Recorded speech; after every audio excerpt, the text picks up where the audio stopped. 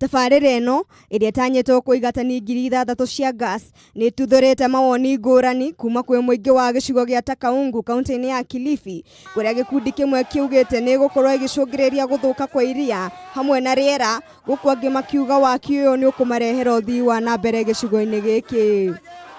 Miezi ya nyuma mwaka jana mwezi wa 8 tulikuwa na mkutano wa NEMA hapo chini Boyani, na machifu wakakuja na watu wa NEMA wakakuja na ward administrator wakakuja, na tukaelezewa madhara mengi ya mtambo wa gesi ambao unataka kujengwa hapa.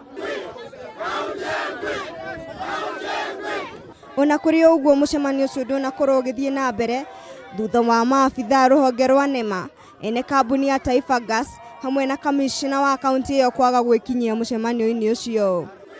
Ningĩ nĩ kwĩrĩkanĩte atĩ waki wa rũthingo rwa mũgũnda wa eka 8 wa tabarĩra ĩyo nĩ wambĩrĩirie, ona thengia wa ministry ya mĩgũnda gũkũ bũrũri-inĩ, kamĩtĩ ya mĩgũnda hamwe na rũhonge rwa kũgacĩrithia marĩa matũrigicĩirie NEMA kũregana na waki ũcio.